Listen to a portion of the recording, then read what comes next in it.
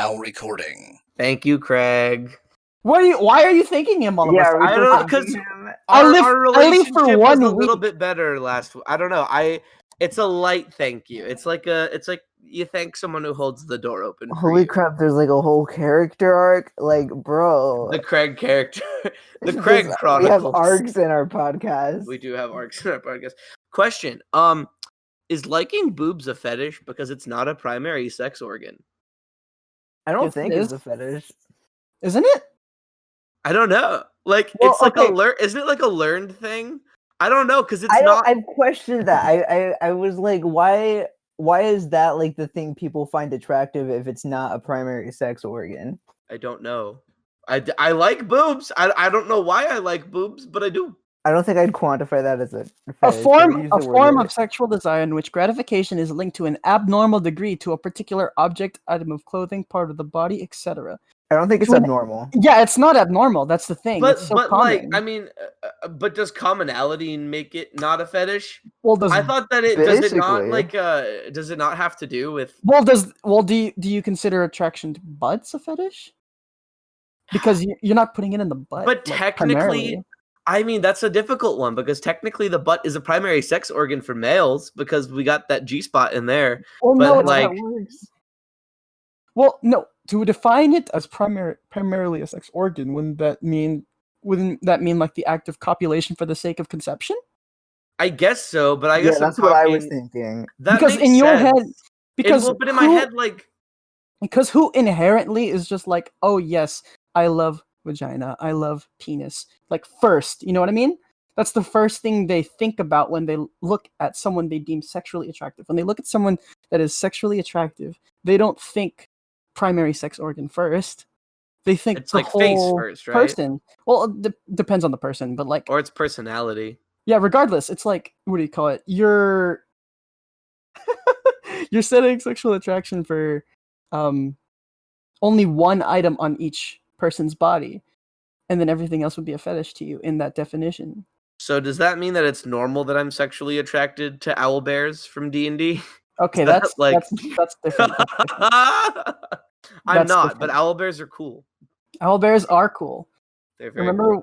Remember in a campaign we had a little Pokemon thing that you wanted to try, and then we did. It worked. It was cool. It was cool, but we never went back to it. Jeff used it once. No, he didn't. Yes, he did. Actually, I don't know. For reference, I ran a D&D campaign one time, and I had an owlbear that when they killed it, it turned into like a little minifig that they could summon at any time. Yeah, like Smash Bros. Brawl style. Yeah, like little trophy. Like an assist trophy. Like this is yeah. Oh, rip! Can we have a moment of silence for Waluigi in the chat? Like really, Sans got in the game before he did. Unofficially, Cuphead as well. Oh my Honestly, God, I think that's cool. Like indie games are getting in Smash, kind of like that's pretty neat. It doesn't upset me. It's just sad that there's no Waluigi. Although, you know, now that I think about it, Jordan, I think it's time we blow this scene. Joseph, get everybody in their stuff together. Okay, 3, 2, 1, let's jam.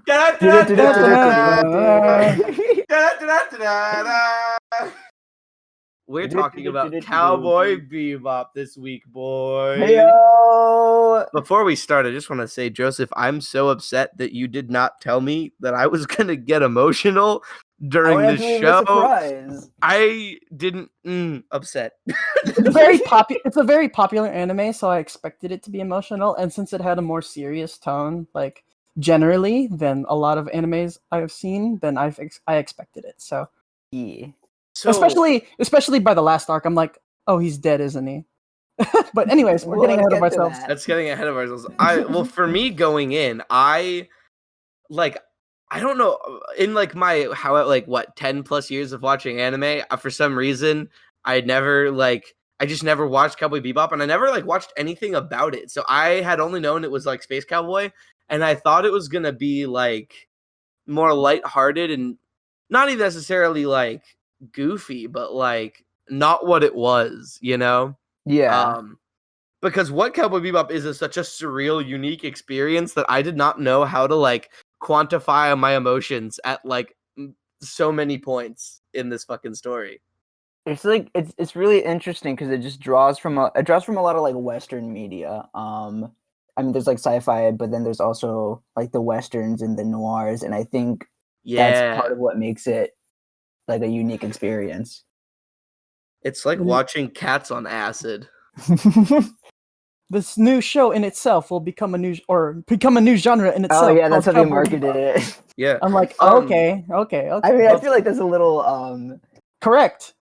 But before we start talking about Cowboy Bebop, also I just want to do a little plug really quick, just for anyone listening who maybe isn't following us on Instagram, at Sneaky Waffle Productions. We are working on 2 comics, a comedy comic strip, where it's basically Calvin and Hobbes meets Friends. If that's something you're interested in, it's called Wingdings. Check it out; it's pretty cool. That comes out October 16th of 2020, and coming a little later in December, I don't know if I can say the date yet, but we're releasing our serialized comic called Space Pirate Zero. I think it's an appropriate time to mention that on this podcast. yes. Are you sure? I don't know. We're only talking about space pirates. I can't believe you're gonna plug the Instagram and the company before you greet me back from a week of absence. That's kind of rude, dude. Oh shit, Jordan, you weren't here last week. You were a girl last week. I forgot about that. So to the listeners, Lizzie and I are not in the same room, so we could be the same person, and they have no idea. I can't prove it. I've never seen you two in the same room together. What do you mean? We've been in the same Discord? I mean, no, you haven't. Yeah, you've never seen us together. That's fair. Dude, that could be someone you hired. I don't know. Yeah, no way. But yeah, Lizzie is not on this week. She did not have time. She will be a regular on the podcast as well, for anyone, or at least as much as she can like be. her. Yeah. We all are on this as much as we can be at the moment. But yeah. So let's get fucking started. Joseph, how do you wanna start us off? Well, I'm not sure if we should do the thing we did with Avatar where we go like episode by episode because I do think that'll take a while. Yeah, it's up to you. It's up to you how you want to structure how we move forward. So like what were your guys' thoughts like going into it? Jordan, you want to go first? Oh my god, we're too nice. Okay. Oh my god, Jinx, baby, you Oh owe me my a kiss God. on the lip. Oh? Okay, so I'll go first. So going into it, I just heard a lot of people I heard a lot of people say like this is one of their favorite shows, one of their favorite anime of all time, and I'm like, oh wow, that's a lot of hype. Okay, so then when I went into it, I expected like something like I've never seen before, something groundbreaking, something that trumps a lot of the great anime that I've seen or otherwise considered great, you know what I mean? Mm-hmm. So I went into it with very, very high expectations. Aydin? I was like, Space Cowboy, yeah. No, I'm kidding. So I was really interested in watching it. So 2 years ago at Comic-Con, or was it? Yes, 2 years. There's this really talented artist, Ashley Riot. She was in the Artist's Alley. And I actually got a commission from her. And we were like, I got a Koro Sensei from Assassination Classroom, but that's besides the point. Wow. Her favorite anime that she loved was Cowboy Bebop, and she was talking about it with such high praise, and it was like really cool. And I just never checked it out after that, so I was really excited to go into this. And I was not prepared for what the first episode brought me. Like there was just so much. I went through a roller coaster of emotions in just the first 25 minutes, and I was like, oh god, I'm not. After the first episode, I knew I was not ready to watch the show, but also I wanted to. I remember watching just the first episode back in middle school, and I got so confused because I was in middle school. Yeah. Because there was a lot of stuff going on that I didn't really understand. I had no idea that the lady was faking a pregnancy with the drug in her belly. I thought it was just I thought she was actually pregnant, and then I was thrown off by Wulong's. Wulong sounded so dumb to me, but Wulongs of Wulong. And because I was a middle schooler with a very bad attention span, I didn't go back to it. Yeah, it is a lot. It's not like super fast paced. It's a little bit of like a slow burn, I think. I couldn't tell I couldn't tell if the music was actually being played or if my brain was just like thinking that this music was happening during this scene. That is like the music is so surreal and weird that I was like, I couldn't tell if I was actually listening to it or if I myself was having a brain aneurysm. You know, jazz does that to you. God, there's just so much music. It's funny because I think the main composer doesn't actually like jazz, but like a lot of the soundtrack is jazz. Cowboy jazz bop. Wait, don't tell me he likes a type of jazz. Yeah, don't tell me he likes the country stuff he did more, because oh my god. I'm not sure about that. I will say, like I enjoyed it a lot more my second time watching it than I did the first time, and I think that's just because the first time it was like I think I was like a sophomore or something, so I wasn't picking up on everything. I don't think. But you are a sophomore. Well, dang, 4 years ago. Oh wow, that's good timing. I was about to start talking about the red eye, and I got a notification on my phone from Reddit, and it just says trending on increasingly verbose. Eye juice. Eye juice. Eye juice.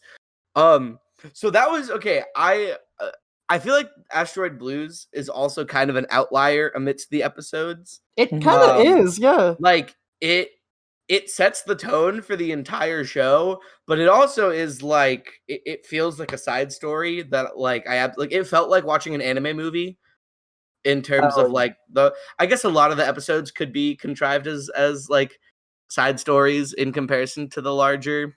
Yeah, it's fairly episodic. But I don't know how to like explain that Asteroid Blues in particular like felt like so much of an outlier. But like it shit just gets it starts off with that really like beautiful and haunting intro of like your first shot of Julia and the rose and like little flashbacks. Oh yeah. And then they're like, "Hey, here's Space Tijuana," and you're like, "What the fuck?" Space Tijuana, yeah. And then I thought the gates were really cool. And then all of a sudden, this man gets high as fuck and murders everyone. I was not expecting there to be blood and swearing and like people getting high and shit. And so like it went from 0 to 100 really fast, and I loved it. Jet's design was sick. The shaman thing, which like normally I feel like I would have thought was boring, but for some reason it encapsulated me when the shaman was like holding the sand in his like fist as he's telling Spike that a woman will be the death of him. Mm-hmm. And then I guess we should probably I'll let you guys talk a little bit more before we progress into the story. Jordan, what was your thoughts about all of this? At least the first like half of the episode. Yeah, once again, like I said, it was very adult, and I really didn't expect a lot of it. I thought it would start off with something a little more lighthearted. Not because I expected it to be lighthearted, but like, you know, it's a 26 episode anime, so I guess it could have gone either way. And I especially did not expect like the more lighthearted episodes to happen. I'm like, oh, this episode is literally just about a mushroom trip. Oh, that's one of my favorite episodes. Dude, that episode was so good. So good. Oh my god. Yeah, and I'll be honest with you guys, I really don't understand the gate system. I just know it's there. I don't really get it. Can someone explain it? Joseph, do you want to do it? Or I can, I think. I'm good at explaining things. What Okay. are gates and why did it destroy Earth? Okay, so so what I pieced together by the end of it is that the gates weren't exactly like ready to go up yet, and so the Earth Moon gate was probably in my mind it was like one of like the first, and it exploded, and that caused the moon rocks to start falling onto Earth. But the gates themselves allow. I got this from the episode where there was like the eco terrorists. Basically, it allows them to travel faster than the speed of light, but within like a pocket dimension, and then the gates allow them to enter and then exit at the other destinations. I see. Yeah. And so it's just faster. That is like the best of my ability how I understood them, but So they it's look kind of really like- cool. So it's kind of like the node system we developed. Uh-oh. Not really. What? No, not really. Okay. I mean, There's so no fast travel in the node system of Space Pirate Zero coming to you this December. coming to you this December. But that's besides the point. Yes. So I think what really hooked me just in this episode is when fucking Spike shows up in the poncho, and then that fight choreo is awesome. The choreography. When they are fighting in the cafe, and he's still in the poncho the whole time. Pretty sick. It's just very like because he's all like I don't know how to describe the way he like fights, but it's very like nonchalant, I mean, he describes it himself. Oh later. yeah, there's like the episode where he fights like water. He is fluid and Bruce can. Lee. Yeah, he is Bruce Lee. He kind of does fight like Bruce Lee, but like less. Bruce Lee's kind of frigid, isn't he? It's like a I'm kung not- fu sect, I think. Like a discipline of kung fu to fight like water. Yeah. Technically, Tai Chi is about that. Bless you. Thanks. But like what I really enjoy about Spike is like even like his body language just kind of communicates like a lot about him, like the way he fights and like the way he walks, like hunched over, and it's just I don't know. There's a lot of attention to detail in this series that I really appreciate. There very much is. Yes, Jordan. Oh, nothing. Oh, well. And then we get to the end of the episode, which I literally was like, I just typed, oh my god. That's a lot of death already. Nice. I loved the seductive kind of music with the emotional chase scene, like of like Spike trying to chase the girl and the drug dude. I just could like feel like the hope draining from like everyone. Like no one was about to be happy, and I was like, I wonder how they're gonna pull this off. And then they didn't. And then they didn't. It ends. She kills him and sacrifices herself, and the police shoot the fuck out of their ship as they try to escape Space Tijuana. And you're just kind of left there, like with your dick in your hand. Like you're just like, what? Were Like, you I left was- with your I dick was- in your hand? I was left with my dick in my hand, bro. It was no longer Why was your swinging. dick out? Oh, okay. Yeah, I don't know. Stretches, Kegels. Can men do Kegels? Is that a thing? I have no idea what you're talking about. you know, Joseph, you know what Kegels are, right? It's I've definitely heard the word before. It's like the vagina flex exercise. Okay, I thought that's But what that I think was. it's just for pelvic muscles, so I don't know if men can do it too. I am not an expert in that field, so I Yeah. can't answer that question. Come back to me with a degree and we'll talk. Okay. Obviously. But I absolutely loved that ending. I was not expecting it, and it really sets the tone for the show. Oh yeah, for sure. Of this show really sets up the you can't escape your past throughout the entire series. Oh yeah, that's like the whole like Zero constantly tells everyone to forget your past, Spike. keep moving Did you forward. say zero? Did Oh you my just God, say zero? I said zero? Did you just say zero? Oh my god, Spike! Wow, I hate my life. I think should we like explain that like Spike was kind of an influence on Zero? Yes. Yes, but Only in so design, not in design. character. In design, the main character of our comic, Joseph, found inspiration for his design by Spike Spiegel, but his character is different. He's definitely. We've Yeah. been working on it like nonstop every day for the past like 2 months, so my brain is like wired to say it, which is I bad. can't believe you said zero. God, man, Dude, now my you whole haven't point, read my whole point Space is Pirate moot. Zero? My whole point is moot. No, now. well that's It's like so that's the sad. big theme in the show. Like all the characters outside of like Ed and Nine, who are like a dog and a child. Like the main like three characters all have like these different like pasts that they can't really avoid. And it's like But they haunting all them. tell each other to like stop Forget it. the It's past, so yeah. funny. Yeah. Like everyone tells them to forget the past, and they're like, "Yeah, forget the past," and none of them can. Like they physically, it's like instinct. It's this weird, like Faye is always leaving and coming back because when she does find her past, she's like, I have nowhere to go now. Yeah, And there's it's like nothing so I have nowhere to return to. Faye's backstory is like the most interesting to me, I think, because Me too. it she doesn't- was until we found out for me. Oh, okay, that's fair. Dude, but like when they started to play the tape, and I'm just like, oh. If I had notes, I would have written that. I was like shaking in my seat, super excited to see that. I'm like, oh, this is about Faye, isn't it? That's kind of sick. Oh, and then when Spike kicks the player, oh yeah, oh my god, what it. a dickhead.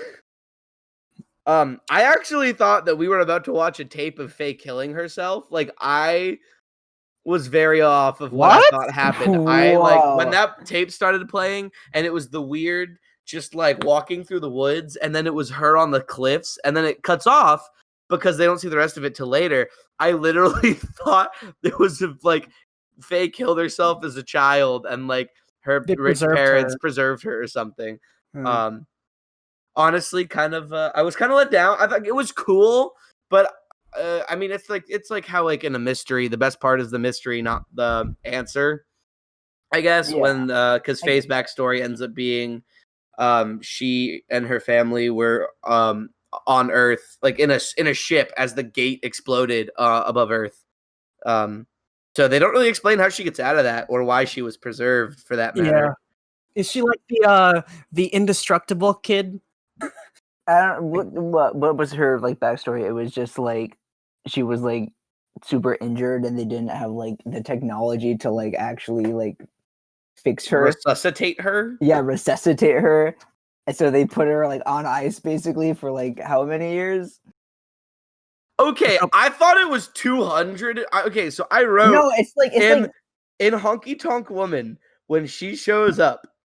But also I said that she looks like Jessie and Android 17 had a baby. That was my first response. Jessie from Team Rocket. Oh, I thought you were Faye? FF7 Jessie. Yeah, Faye. That was my first response. Is it looks like Android 17 and Jessie from Pokemon had a baby. But I wrote that she was down for 200 years because she wasn't the original Queen of Hearts or Queen of Spades or whatever. But then later it says it was only 54 years, and so I couldn't tell if I was an idiot. Math. Yeah, math hard. There's a reason I'm a theater major. This is when true. does the show take place? Doesn't it take place in like 2070 or something? I couldn't answer that. 2071. 2071. I was close. Sorry. Shit, we skipped right over the best character in talking about Faye. Aydin. The space corgi, who never gets explained. He's a data dog. I don't know what that means, but they literally never tell. They do it for one episode, and then he's just there, and then he's there to save. Then he's there to save Jet's life, and then he never mattered again. Well, there was the episode. What was it? Like the Cole episode, and they had the VR thing, and then like freaking Aydin had the VR on. Yes. And well, first he like saves Jet by like biting him, and then he. Oh, you mean when he had the thing on his head? Yeah, and then he like wears the VR and like hacks into the system or something. Well, I mean, he doesn't. The dog doesn't do the hacking. Well, the dog like helps. Well, I mean, like, yeah. Otherwise, I mean, like, what else would Ed have done? You know, like if Ed had put on the headset, he would have been, or she, excuse me, she would have been like mind controlled. No. Yes. Well, Aydin was the one like navigating the whole thing. Like you could see like him like moving his like little head to like. Oh well, I guess. Like that was the one time you see Aydin do like his data dog thing, but they never explain it past that. And I thought it was gonna come into play at some point, and it didn't. And it was kind of upsetting. You think Ed knew that Aydin was some sort of data dog? Probably. They had a vibe. They had a connection. A vibe. Yeah. I thought you said a vibe, and I was like, yeah, Ed was using a HTC Vive the entire time. And you know what I found really, really funny? They the commercial for that headset thing, they went straight from 90s consoles to SAO full dive technology basically. And I'm just like, you never thought about in between steps of a wireless controller? I thought that was really funny. Like up until that point, I was like, wow, like everything feels like technology has like progressed naturally, and then it got to that and it skipped straight from like the 90s to like friggin' Are you tired of your wired controller? No, because guess what? 60 years ago, we had wireless controllers. Woo! My lord. Yeah, so we go from Asteroid Blues, Stray Dog Strut, when we get fucking Hakeem is apparently he's a basketball player. Isn't he like real? That's like a real dude. I don't know. He's based on a basketball player, I think. Wait, from Stray Dog Strut? Yeah, from Stray Dog Strut. I couldn't tell you. I'm not sure. You think we know sports? No, I it's don't not know. Dude, either, you haven't seen sports. Oh my god! It's like, of course we haven't seen sports. But I love the scene when he gets fished out of the water by the kids. I don't know why. I just thought that was funny. Your voice. My voice always cracks. I'm a child. Except I'm not. Honky Tonk Woman. We are introduced to Faye, which is pretty kiggity cool. Spike swallows the cig in the elevator with Jet, and I felt so flexed on. Doesn't he like swallow the chip and then later he like regurgitates it? Yes, yep. Yes. But in the elevator, so when Jet and Spike are on the way into the casino for the first time before they meet Faye, it says no smoking in the elevator, and Spike doesn't even move his hands. He's still doing his signature, I'm going to lean against everything in existence. Cool move. But are my hands going to be in my pocket or above my head? That's debatable. That's the real coin flip. That is the real coin flip. But he puts the cig between his teeth and fucking swallows the whole thing, doesn't even flinch. I felt so flexed on. Everyone in this show is the world's worst chain smokers, and it's so funny. Everyone smokes nonstop. It's kind of insane. It kind of weirds me out. It's like, oh, so you tell me that that Earth becomes unlivable not because of a climate crisis? and so you justify more smoking that way? I don't know. That kind of thing kind of weirded me out. I don't know. It's like, I don't know. By 2071, I thought we would have left Earth by then. You know what I mean? Well, I mean, they did. I mean, yes, but like because of a climate crisis, meaning we couldn't go back to it and see our nun leader or our nun, what was it? Orphanage owner or caretaker. You know what I mean? Well, I feel like Earth is like falling apart at that point. Like most of the people are like on Mars. The moon is exploding. Like it's gonna die soon. Like chunks of the moon are falling onto Earth every day. Yes. Yeah. That is the lore. Yes, it is. Earth is not where you want to be in the Cowboy Bebop universe. I mean, is Earth really where you want to be now? You know, fair. Bro, Jet's quote, he's just like, he says that nothing good comes from Earth anymore, and I'm like, damn, did they write this in 2020? What the fuck? They knew. Somehow they knew. Everyone knew. Also, can we just talk about the three old dudes who show up everywhere? Oh, I love them. They give me so much serotonin. I love them so much. They're pretty funny. I always feel like they're kind of just the Team Rocket of the series. They just kind of show up, be funny, and then leave. I think of them more of Stan Lee. I believe they are the watchers of the Cowboy Bebop universe. Or they're the creators making a cameo of themselves? No. I don't think that's it, but possibly. Yeah, no, let's just keep going through the story. For me, I like the endings of all the episodes. Really, they end so weirdly. Like with Honky Tonk Woman, they have the chip in the end, and they just fucking use it at a random casino. Yeah, they just bring it into a random casino, and like they don't give a fuck. Like there's this thing that can unlock anything in the universe, essentially. And Jet and Spike's like, yeah, let's just go gamble it. Not to mention that space fight scene when they get the money back in exchange for the chip is sick as fuck. Oh yeah, for sure. I love Spike's magnetic spacesuit. He looks like a goon. You know what a goon is, Aydin? Yeah, you know the way that I use goon. Don't fuck with my lexicon. Don't fuck with my lexicon. Excuse me. Fine. Word. That's the correct word to use. Yes. I find it funny how like they hardly ever like get a bounty in the show. Exactly. Like maybe like once or twice they actually like catch someone and like get a reward for it. They be getting no Wulongs constantly, and it's kind of the one time that pissed me off is when they did find they caught like all of the dudes who were part of the gate scheme. Remember the chess episode? Yeah. They caught all 20 of them, and they got no reward because they couldn't find the Grandmaster. That is what. There's not a bounty on any of them. Like they don't want the people who did the thing. I know, that's kind of weird to me too. That was weird. Yeah. Oh, and speaking of bounties, maybe I'm in the minority opinion. Hot take. I was annoyed by Big Shot whenever it came on. I loved Big Shot. I didn't mind Big Shot. I was a little annoyed. I'm like, amigo! I'm like, kill me, please. Kill me. Wait, Jordan, did you watch it in sub or dub? Sub. So I actually watched it in dub. Yeah, the dub's not bad. I watched the first episode in both sub and dub, and I think the dub is better. Yeah, a lot of people like the dub. Jordan, you know I'm a very large proponent of subs.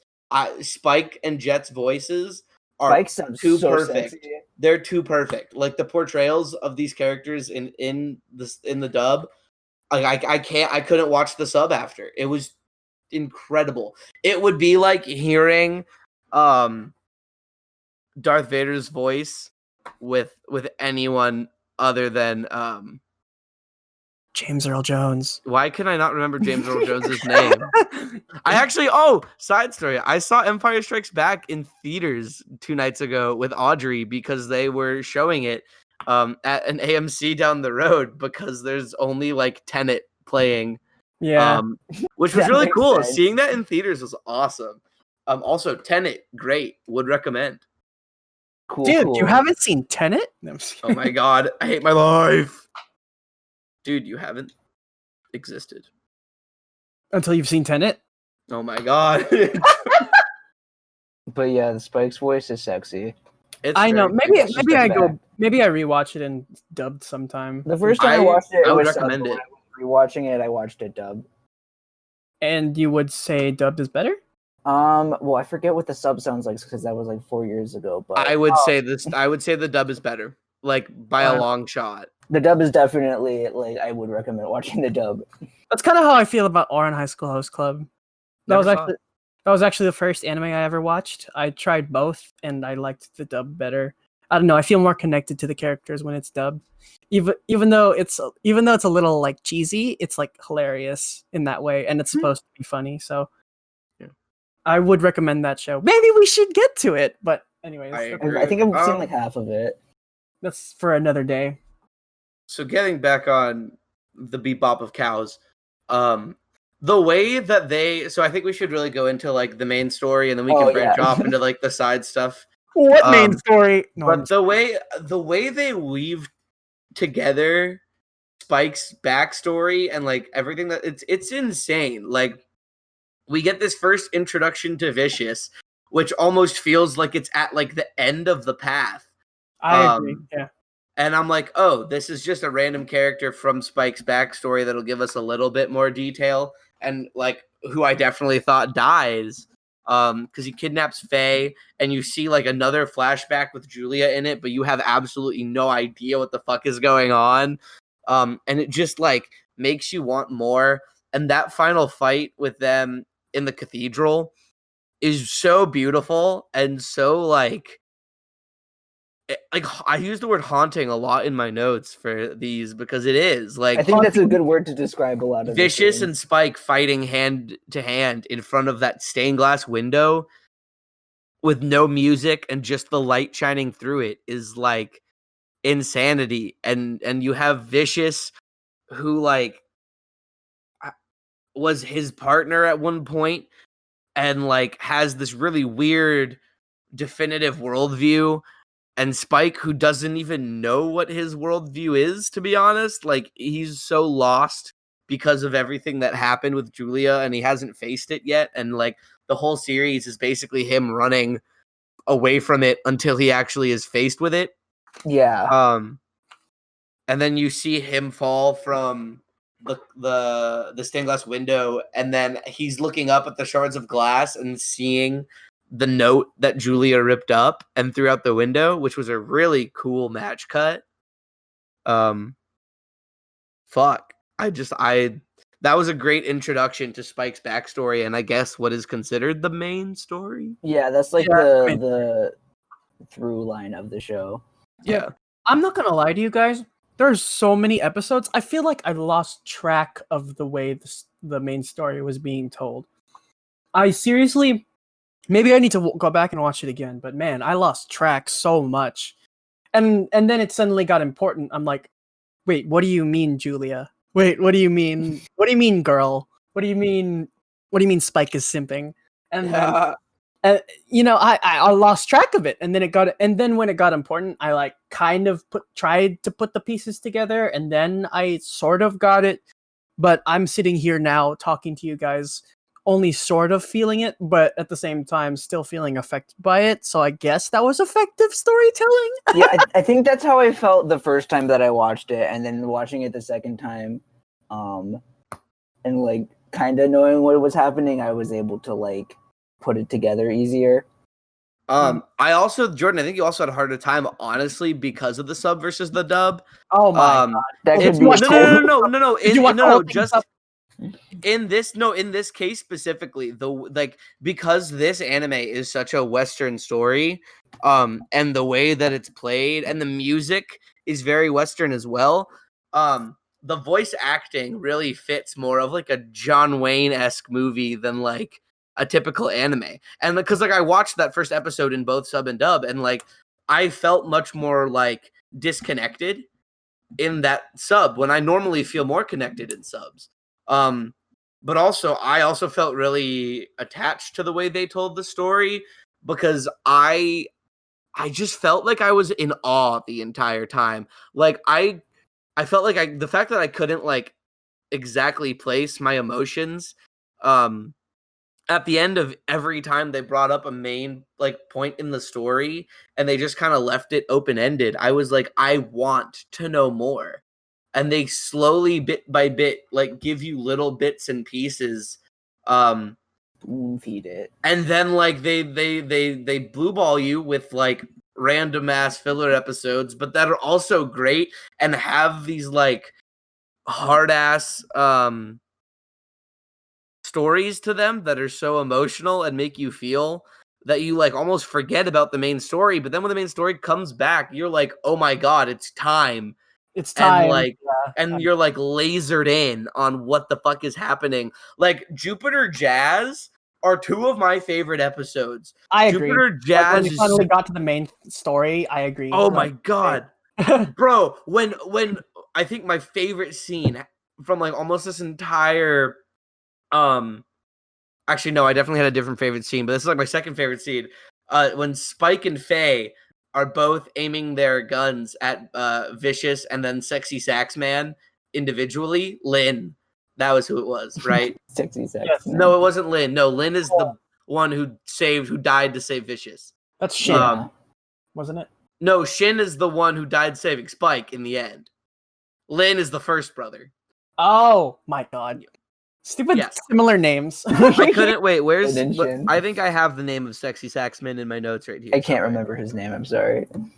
He is, I mean, I liked him as Sexy Saxman, but like that's fine. I think that's a good name. You talking about Gren? Was that Gren? Yes, it was Gren. Thank you. Like the whole story with him and Vicious, and how Vicious betrayed him, and he was like, Julia told me to look in the box if I got this from you. And you're like, who the fuck is Julia? And Spike is like, are you seeing Julia behind my back? and Faye's like aiming the gun at Grin in the shower while Spike is aiming the gun at Vicious in the snow, and they're on the weird ass men only planet that's Russia for some reason. Russia for some reason, yeah.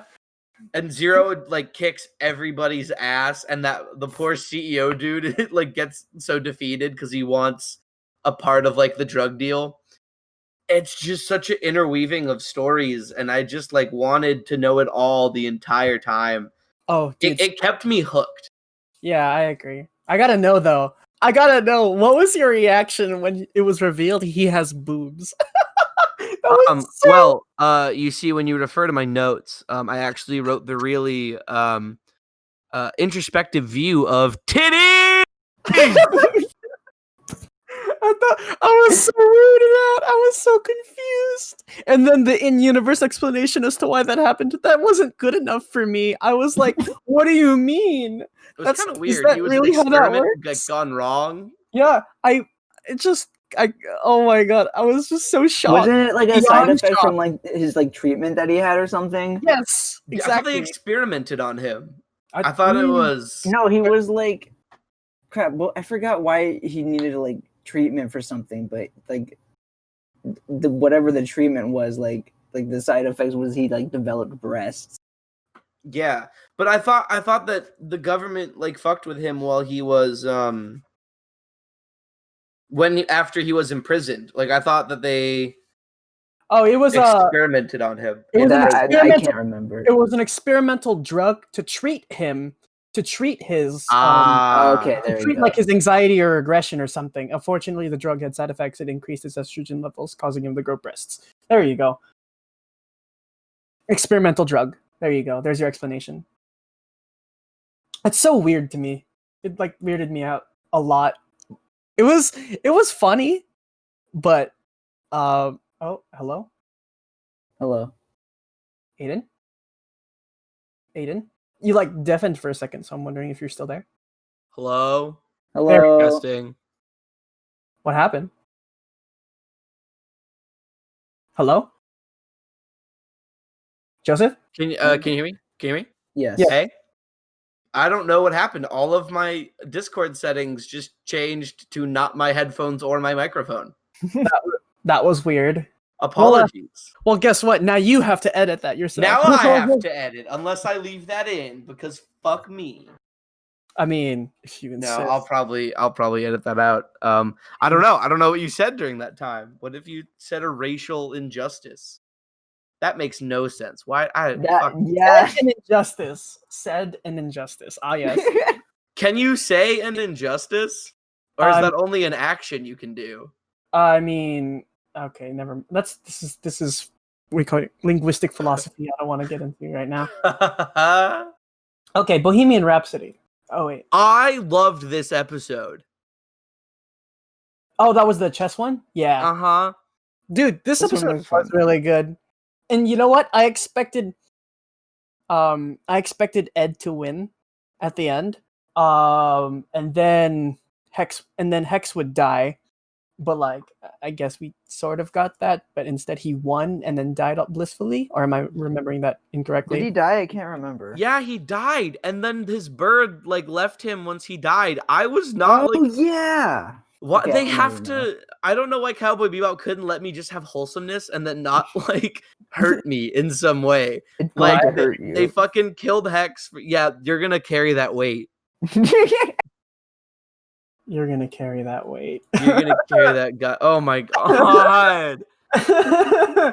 I was really proud of myself. I only teared up once in all of 26 episodes. I only slightly teared up a little, and that was at the end. Yes, me too. I didn't cry the entire rest of this series, and I was pretty proud of myself for that because I got emotional. It hurt me at points. Dude, one of these days I'm gonna recommend to you guys shows that made me blubber like a baby. Oh my god. Oh, but you should have a get Joseph to cry challenge because like I still. Because you're a heartless bastard, Joseph. I don't emotion well, Aydin. You know this. Oh my god! I want you to feel, dude. The next weeks, let's do 5 centimeters per second, Anohana, Grave of the Fireflies, Your Lie in April, all things that either made me cry or has made a lot of people cry. We should totally do that. We could, but also we have a schedule. I know. I'm just saying though. Oh my god, those three of the things I mentioned. Oh my god, blubbered like a baby. I have literally seen none of those. I don't And think I've seen any either. That's the beauty of it. Your name. The first time I saw it, I blubbered like a baby as well. So if I blubbered like a get baby- it. Your name. Oh, Get it because name. dude, when I had that feeling watching Your Lie in April, no spoilers, but wow. Oh my god. Anyways, so My Funny Valentine, dude, actually I really liked it. great backstory. I Yeah. really liked that. I like that he ended up being fat, but because he chose to be fat, he like know, got that the was- implants. Fat implants. Can I take mine out? Wasn't he like on the Me run or too. something? Isn't that why he did it, to like disguise himself? I think Yeah. so. Yeah, Yeah, he because he gave her all of his debt. Yeah, he like faked his death. Faked his Yeah. death and faked his debt. Haha, get it? Sorry. I really loved it because it gave us the whole story of Faye and the tax dude who she fell in love with, who just fucking tricked her. But then it still didn't give us really any insight to Faye's backstory. It just made me want to know more, and I love that they did that. Like, I agree. it was a very unique way of giving me more, but also giving me nothing. Yes. And then also they put eyebrows on Ayn at the end of it, and it made me happy. I thought that was kind of funny. Yeah. Still didn't really I like care. how she just decides to like tell her whole like backstory to Ayn just cause. Yeah. I liked that. I like that. And then I love that Spike comes out of the bathroom and she goes, "How long have you been listening?" And he goes, "Too long. Your story needs editing," and walks away. I was like, what the fuck? In Japanese, he says, "Your story was way too long," but okay. I guess that's the difference. Yeah, I honestly like that line better of too long. Your story needs editing. And he like, dude, you need I wish you could hear it in his voice. Like, you need to hear Spike's English voice. It's Wait, like, hold on. Let me see if I can find a meme and send it to you guys. You're a meme. Here we go. Waiting. No. Keep talking. Couple minutes. Waiting a couple minutes, and then Aydin having to edit it out, and then he's gonna blame Joe. I didn't mean We don't know. to. I don't know. Aydin, stop. I don't know if that's PD. So let's like not.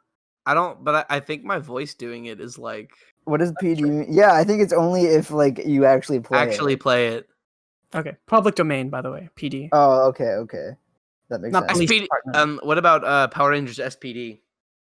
Who? Go SPD Power Emergency? Rangers. What? You didn't watch Power Rangers SP?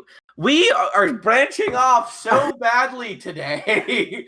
I don't think I've seen any Power Rangers, not gonna lie. What?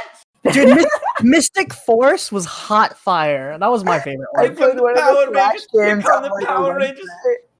Bro, I fucks with Mystic Force. Okay, every child, in my opinion, needs to grow up watching anime and Power Rangers, because anime teaches incredible moral lessons as well as like human connection. And Power Rangers is the most diverse cast of any series ever. There have been Red Rangers, which is the main ranger, of every fucking color of the rainbow. Not to mention, they always have like women and like other cultures involved, and none of them are like shitty side characters. Everyone kicks ass. Everyone has arcs, and like it's great. Like, everyone needs to watch Power Rangers. Yes. Just not the new I age. didn't know you felt so strongly about Power Rangers. I fucks with Power Rangers. Okay, everything after Jungle Fury is garbage, but everything up until Jungle Fury is absolute monster. Oh wait, are you saying Jungle Fury was shit or No. I like Jungle Fury a lot. and then everything after? Okay. Yes. Yes. Well, I really fucks with the Jungle Fury intro. It's straight heat. Dude, I still remember. I still remember when Mystic Force was airing and then it stopped airing and I'm like, "Oh, what do I do now?" Bro, I would once a week ask my mom if I could stay up a half hour past bedtime to watch Power Rangers Mystic Force, And then there was the one time I got to stay up an hour late because they did the hour-long special, and it was Oh, sick man. as fuck. Dude, I Any- remember those times where I had to ask to stay up a little later to watch shows. I I know. remember those times. Oh my god. Anyway, back to Cowboy Bebop. So up next is probably one of my favorite episodes. Black Dog Serenade. Oh, that's the jet background. Yes, Jet's backstory is sick. I feel like we haven't talked a lot about Jet yet. I'm not gonna lie. we haven't.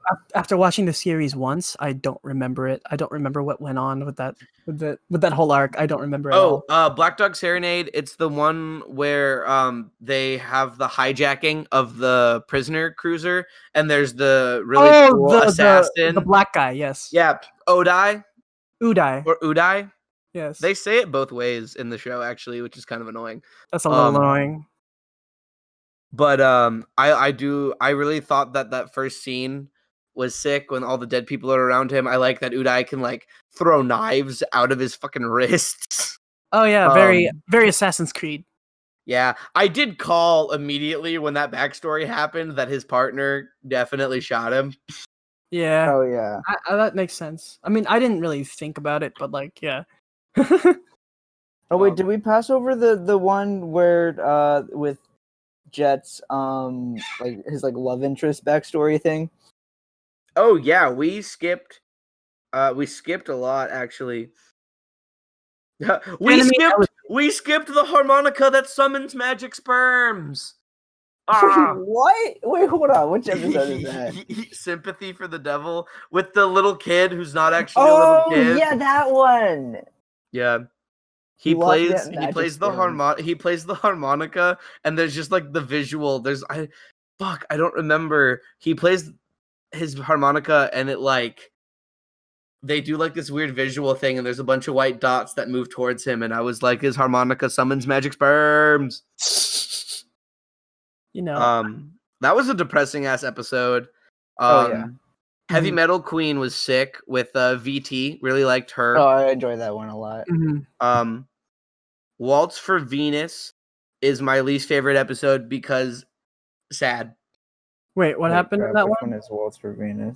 That's the blind sister and oh, that one is Roko. Oh yeah, that shit was so sad. God, it starts off so cool. Spike and Faye kill. They take the bounties in. It's like the one episode where they get a bounty. They get a bounty after they save the people who are watching Space Tom and Jerry. Yes, on the plane. I'm like, way to suddenly have Tom and Jerry, by the way. Right? And then Roko's like, train me, and he's like, no. And then he gives him the helium pills. And Spike like kind of teaches this guy how to fight for like 20 minutes, and then he meets his blind sister, and like slowly it's such a weird little story of how Roko like got involved in drug dealing to try and like cure his sister's blindness, which also has to do with Venus itself, and like it really builds like the world that they're in too. Is Roko Gish? No, Roko is not Gish. By the way, then Gish is a character. Gish is a character in Space Pirate Zero coming to you in December. Anyways, go on. Yeah. And then they just fucking kill Roko, and they hurt my man for no reason. And then his sister, I was surprised his sister even wanted the surgery. I thought they were going to be like, if he's dead, I don't want to see. Yeah, I would have. that's what I kind of expected too. What is just like ending? Bittersweet. Like that's how you describe every ending. That's the word you're looking for. Bittersweet. Yes. Anyways, go on.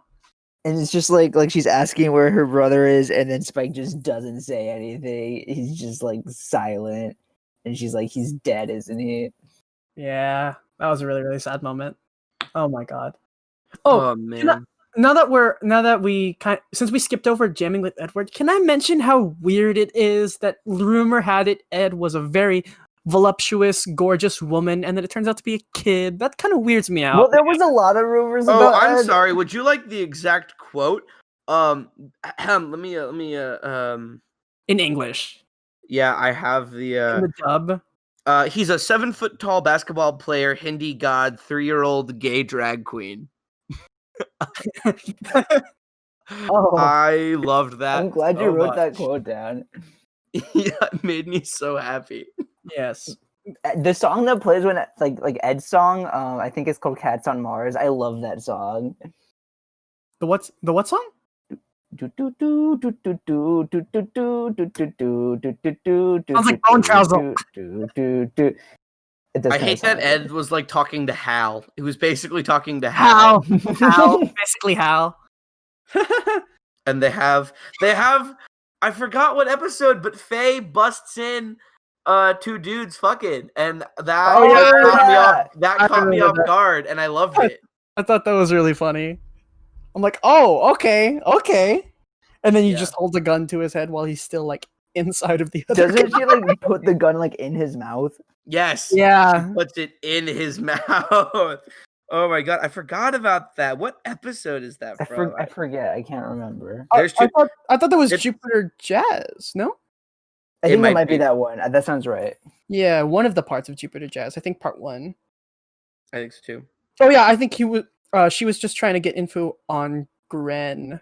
or something. And so as we kind of wind down towards the end, we get some really oh god, I didn't like Boogie Woogie Feng Shui. I think kind that of was like my it. least favorite episode. Wait, hold on. I'm trying to remember which one that is. I mean, it was. Oh wait, I was skipped just- over. Boogie Woogie Feng Shui was literally just about a dad who wanted to see his daughter again. Oh, that one. Is that so bad? I don't mind that one. It wasn't bad. It's just my least favorite. The rest of them feel. My favorite episode is Pierre LeFou. That was an absolute. I want action to hear what you think about that one because that one's like definitely like an Dude, the interesting action one. scenes. He oh my literally God. fights the penguin on steroids. It gave me a very Gotham by Gaslight, if you've ever seen that Oh, movie. yeah, dude. Like feel. Oh my Um, God, Gotham by Gaslight was so good. Anyways, that's another topic. Anyways. I Let's love move on. that Pierre LeFou, like the fight scene is insane. There's like one visual where Spike like dodges, like he dives, and the camera's following him as he's getting shot at. Oh by yeah, no, the LeFou, camera. and it just looks awesome. Plus, LeFou gets Spike in an air combo at one point, and it's Yeah. How the fighting funniest game. shit.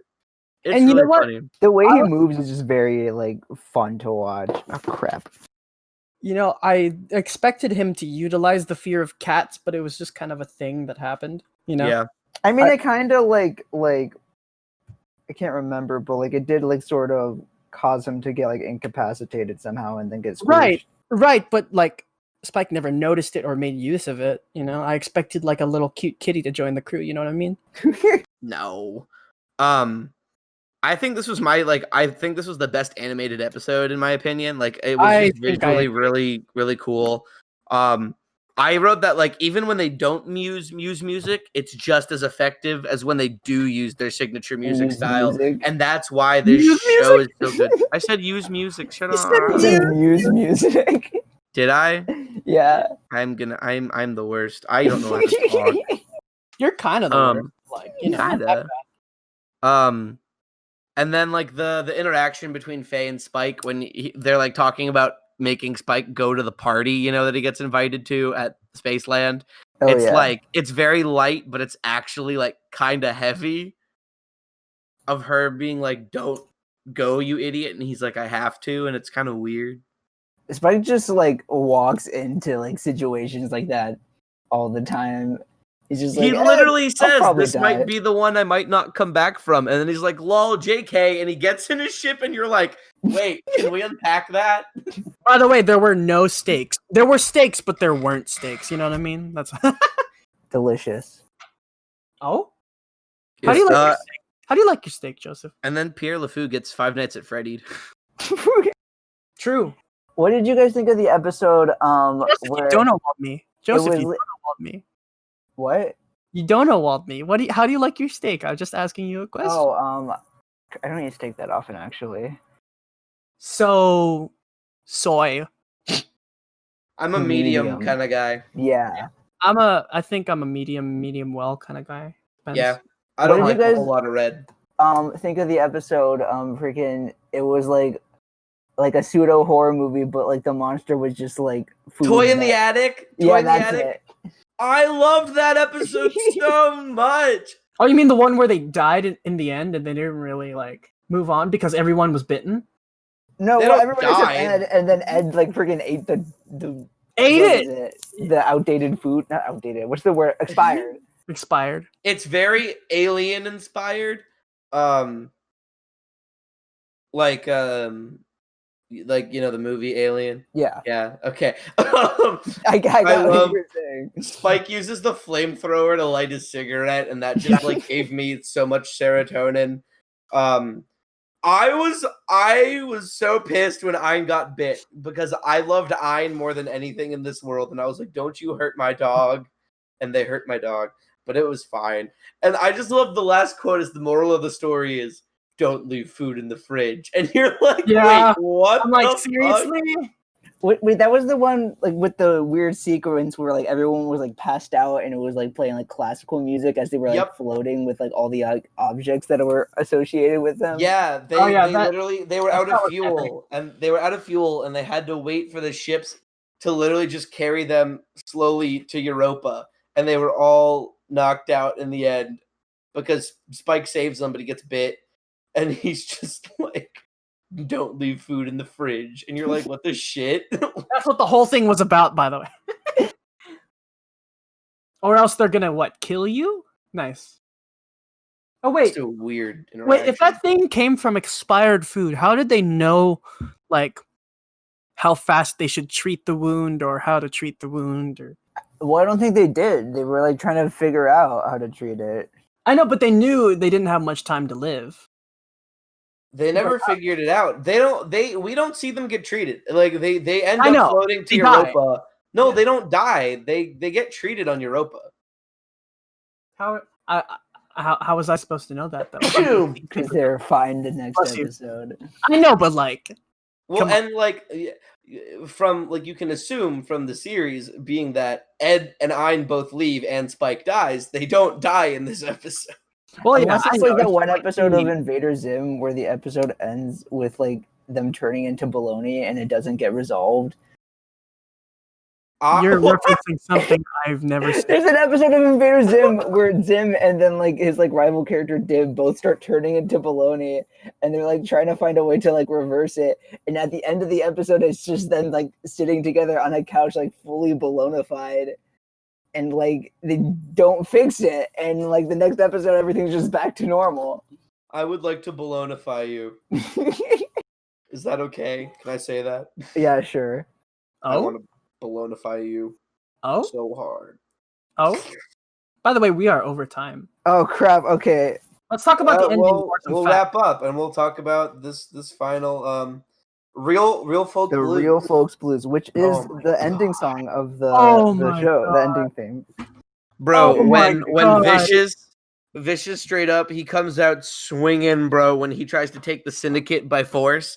A serpent's venom poisons slowly after the bite, and he's saying it to like the elders, and I was like, ooh, chills. Ew. I'm like, wait, but dude, you just lost. I mean, like, obviously I had a feeling that he didn't, but still, I'm just like, dude, you lost.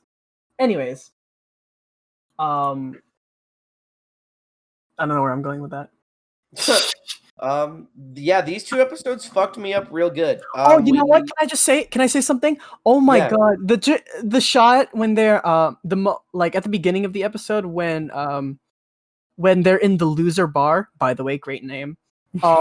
And then they see the shadow of the people outside, and then they duck out, and then you just see the bartender get blown up. I'm like, oh my God, that was tragic. I don't know this guy, but that death was really tragic. So I think we should actually start this with the end of the previous episode, Hard Luck Woman. Ed ends up meeting her father on Earth, and she leaves the crew. And then Ayn goes with her, and it's one of the saddest moments I have ever had to like go through, because Ed leaves, and you just see Ayn kind of like you can tell something's up, and they show you Ayn like leaving to go meet her, and Jet makes dinner for everybody. A bunch of eggs for everyone, and like no one's there, and it's just him and Spike. And you just see him and Spike they aggressively eat the eggs to cover their feelings, and you see Ed spray painted by on the ship, and my Yeah. heart just fucking that hurt. That's one Like- of my like favorite most favorite moments of the show, just because of how like it makes me feel. Yeah, I'm like, oh, there goes all the lightheartedness, huh? Yeah. Aw. And that brings us in Yeah, I think that does like These- literally like segue into the finale because like it Because- establishes the tone. It does, because nothing you think how these main characters would interact with each other happens.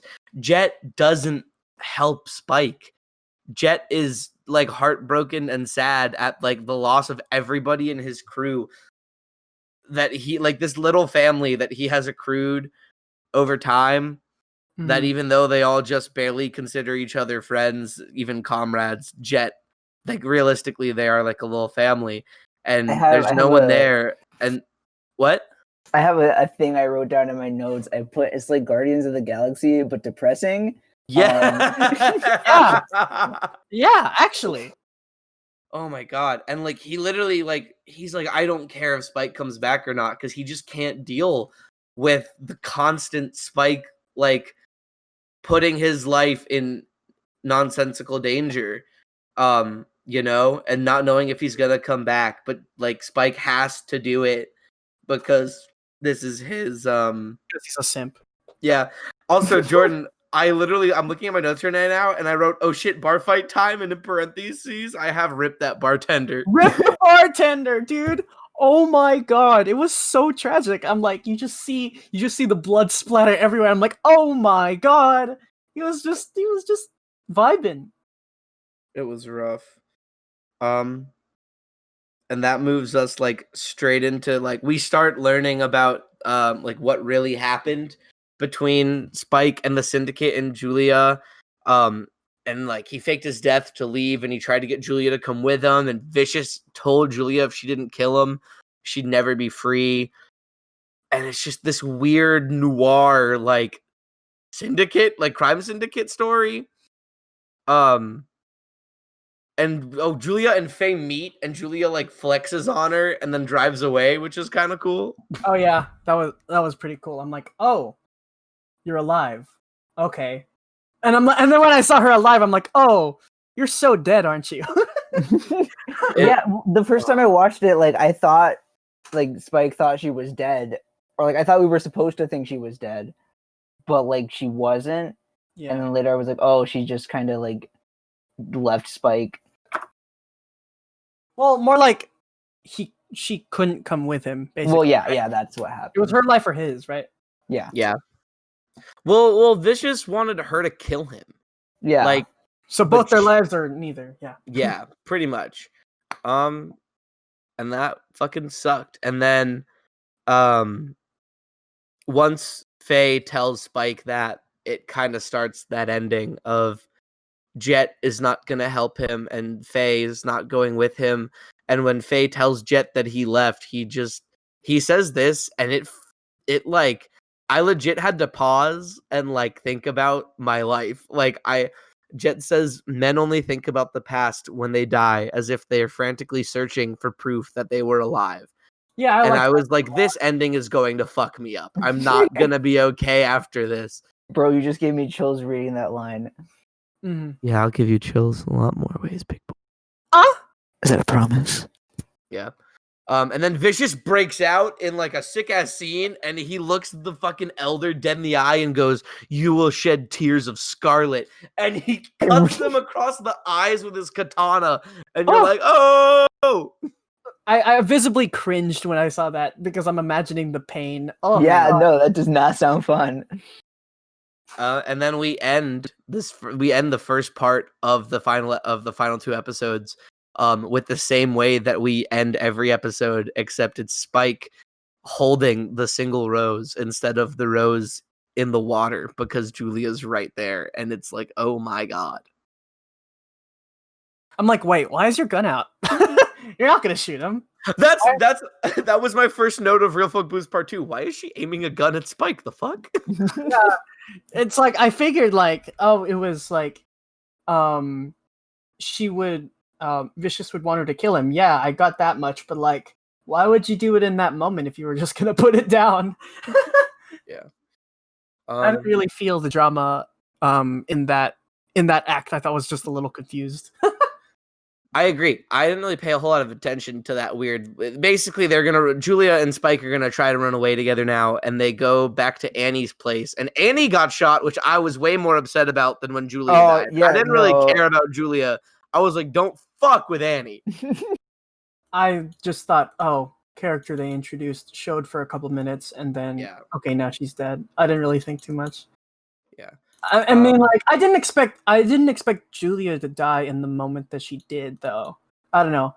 I didn't expect it to just be, caught in the crossfire or didn't duck in time or, I don't know. It was like, I felt the drama of the moment most when she was whispering the thing that we couldn't hear. I'm like, I hate when anime does that, dude. Because it's not like you can read lips. It's anime. Yep. It's just opening and closing. Joseph, you know what that scene reminded me a lot of was actually the granny death from Train to Busan. It felt so like fast. I felt so teased just to get it taken away again. I don't remember that character. It's been a while since I saw Train to Busan. Yeah, it's okay. We just watched it. That's why I didn't actually know if you had seen that or not. I have. I have. Otherwise, yeah, I definitely have seen that movie. And yeah. Thank God I did. It's really, really good. Anyways, I don't want to get into my opinions of that because we just passed that episode. Hello? Yeah, yes. Sorry, I didn't know that was the end of your sentence. So as we get to the end, I want everyone's opinions. I just wanted to kind of talk about this first because I still don't know how I felt. Like, this was the epitome of Cowboy Bebop emotion to me. Is Spike goes back to the Bebop, just because he doesn't know where to go after Julia dies, and he kind of pretends like nothing is wrong at first. And we finally, he explains kind of in typical Cowboy Bebop fashion of kind of explaining things, that one of his eyes sees the past because it's fake, and then the other one sees the present, and he's constantly caught in this dream that he never feels like he's gonna wake up from. And Faye's like, why are you telling me this? You've never told me anything about you before. Stop it. And he just keeps telling her. And I just wrote, there is no happy ending here, is there? This is the beginning of the end. The last note that I took was Spike took a bullet to the arm as he's fighting his way up to go fight Vicious. I couldn't even take notes during that final fight between him and Vicious. It was just heavy. There was no music. It was just him and Vicious clashing, and then he's like, and the last thing he says to him is, Julia's dead. Let's end this now. And he kills Vicious, and he walks down the stairs, dude, bloody and beaten. Oh my God! And he looks down at all of the enemy, people of the Syndicate, and he does the bang, and then falls to the floor. And I just I don't even know the emotion I felt. I don't know the emotion I felt either. Can I say, the fight between Spike and Vicious, Spike had a gun and Vicious had a katana, and it still worked. It was so cool! Oh my God. I wouldn't if someone told me, hey, okay, you're doing a freaking scene where two people are fighting, one's got a gun and the other's got a sword, I'm like, how am I gonna make this work? But it works. It's effective. Yeah. Dude, can I just say the moment when they have the other's weapon under their foot and then they toss it to the other? Oh my God. And they kill each other simultaneously. I'm like, so that is the sickest thing I've ever seen in any anime ever. Oh my God. I seriously can't get over how cool that moment was. Holy shit. This dude, when he did that bang, I literally felt a hole in my chest and then tingles that went throughout my entire body. That's 'cause he shot you. He did. It literally felt like he shot me in the heart. I didn't understand what was going on. It hurt so bad, but also was a weird catharsis. It was bittersweet, but it was also something more than that I can't place. I can't name it. It's crazy. And that is the epitome of Cowboy Bebop, I think. I bet there's some whole literature out there, scholarly articles about about like the choices they made in that fucking show. Oh, you can find plenty of video essays, I'm sure. Whew. We're not intelligent enough for that here. Unless, no, I'm just kidding. JK. No, I feel like I know nothing about film structure and storytelling and all that to like really comment and make an essay on. That's why we have the podcast instead, so, so it's more conversational. So before we are running pretty low on time, so we gotta wrap it up. Factoids. But does anyone have any? Yeah, Joseph, factoids you want to share? Any final thoughts about the series as a whole? Well, there is something I thought was kind of funny. Apparently, like when the show was in development, like or the show had gotten picked up because like the Star Wars prequels were like in production. So they were like, yo, sci-fi, we could sell like spaceship toys and crap. This will be cool. And then they found out that the show was like super like adult and they're like, never mind. But then like a different studio picked it up. What? But like I thought that Really? was funny because initially, or at least that's what I like read. Because I was like reading like some interviews and stuff with the creator. Just because I was interested. That was Kinda very sick, interesting. though.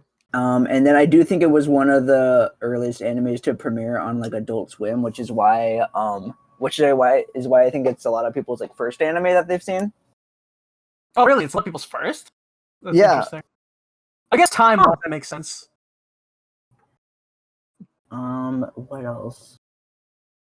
Blah blah blah blah. Yeah, that was kind of it. Oh, I think the creator initially wanted to do like film, right? But then like in order to do film at the time, like, well, I mean, still, like, you had to do, like, a lot of, like, schooling and stuff, and, like, at the time, animation wasn't, such a big thing, so he went into animation instead, but I think that kind of, like, explains a lot of, like, how, like, Cowboy Bebop is, cinematography-wise, like, it feels like a Didn't film. they make a Cowboy Bebop movie that There didn't is a do too movie, hot? Is Wait, that say that again? I don't know. I want to watch it, but that's besides the point. I haven't finished. I like watched like halfway through it, and then I haven't finished it yet. That's very interesting. Actually, no, I have some movies and shows like that. Like, what do you call it? Slumdog Millionaire. I watched like 80% of it, and then I just never went back and watched the last 20%. I don't know why. So with that, boys, let's get some ratings. We'll do how many space corgis out of 10. How many data dogs? How many space corgi. Fine. Data Dog. Data dog. Okay, fine. We'll do data dogs out of 10. Your favorite episode and least favorite episode. Oh, that's hard. Okay, You guys I'll go first. Yeah, I'll go. I don't know, man.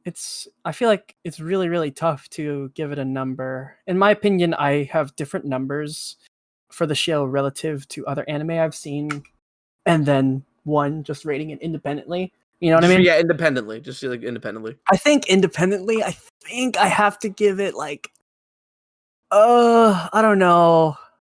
I'm not gonna say 10, but I'm not gonna say 8. But I don't think 9 makes sense. It's weird. I feel like I'll say like 8.8. 8. Okay. How do you get 0.8 of a space corgi? I don't know. But 8. You cut off the tail. Corgi. Oh, whoa. What? Oh, wait, Everyone we knows didn't even Corgi. talk about the episode with the teddy bomber and the cowboy. Oh, Sorry. that poor Talk guy. about just wants to know. Andy. I love Oh my that God. episode. I know, and Big Shot gets canceled. Yeah. Okay, wait. Maybe I shouldn't mention Damn. that. I don't know if that's in poor taste. It's kind of late now. Let's be real. It's okay. It's a little late, but that was a great episode. There's Spike. There's another Spike, basically, and he's an idiot. Episode. It's Oh my God. great filler. Every time I And heard that whistling, I wanted to die. I'm like, oh my God, this guy. Oh my God. Anyways, so 8.8, 8.8 data dogs, space corgis, space dogs, data corgis, out of 10. And I don't know, man. Favorite episode? Let me like take a peek at the episode guide once again. I don't know, man. I feel like None of these moments stuck out? Hmm? There's not like a moment that just sticks in your brain?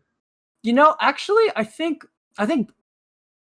I'm gonna be different and say Brain Scratch was my favorite episode. Ooh. Because there was a lot of philosophical talk about Yeah. existence and spirits and mind versus yeah. body. I really enjoyed that because I'm taking a class on that right now. But I really enjoyed that. Brain Scratch reminded me a lot of like the AIDS girl arc from SAO, so I didn't enjoy it as much, but I did really like it. It did have his monologue was awesome. I didn't really think about AIDS girl arc, and now I kind of hate it. No, it's just oh my god. Oh, AIDS girl arc. Anyways, Joseph, do you have? Oh wait, least favorite. Sorry. Least favorite. Wait, why are you like this? I feel like every single week you forget someone to say like some part of our closing stuff. I do. Segment. I feel like you always forget it. I'm like, okay. Least favorite. I don't recall. I don't know if I can pick one. Least favorite moment? Least favorite moment. I don't know, man. Nothing I can think of right now. Go ahead and move on to the other guys while I think about this, actually. Okay. Hey, other guy. What's your opinion? Am I other guy now? You are other guy now. Yeah, I just didn't know who was gonna go next. But anyways, go on. Okay, crap. Okay, so number. I don't want to give it a 10, but it's definitely. I want to maybe like 9.5. 9.5. That's a meme none of the listeners will get. No, absolutely not. I don't think I get it. Well, it's like a middle school joke. Yeah, maybe we'll explain after the podcast. Okay. Favorite. It's hard for me to pick a favorite. The one that sticks out to me is Mushroom Samba, just because like it's so like goofy. Like everyone's freaking tripping on mushrooms and like and just having this adventure. Mm-hmm. I really like that episode. Spike walking in place. I love that episode. But I don't know if that's like my favorite episode. There's a lot of episodes that I really like for like different reasons. How do you say this one? Pierrot Le Fou. Yeah, Pierrot Le Fou. I really like that one a lot. I don't think I can pick one. Damn, that's I think I picked my least favorite moment. Least favorite episode. Episode 2. Not just because it's about the dog. It's just they did nothing with it. You know, it was just kind of like, oh, here's a dog to last through the entire series, and then okay, that's my thought. Sorry, Joseph, continue. Go on. And I don't know if I can pick a least favorite either. I don't know. There's nothing I like really dislike about the series. I don't think. You know, that's fair. It's a great show. Your turn. What are your thoughts? I give it like a 9.7 out of 10. Every means of production that went into this is just like so clearly thought out and like really has a purpose. And like even the stuff that they don't use and they don't tell you, there's purpose to why that is. Like it's not like they forgot. It's intentional, and that makes me feel weird things, and I like it. My favorite episode, it's tied between Asteroid Blues and Pierre Le Fou. And then my least favorite episode is Boogie Woogie Feng Shui. And yeah. So join us next week. We'll be doing Avatar: The Last Airbender Book 2, which is exciting. Ooh. Finally gonna make some more headway in that. Who the hell is Toph? Your mom. I'm really glad you guys liked Cowboy Bebop because I was like kind of afraid that you guys like wouldn't be into it and I would have to like justify like why I liked it. No, Joseph, it fucked me up and I loved it. But I'm glad you guys really liked it. Hey Craig, what did you think? Now recording.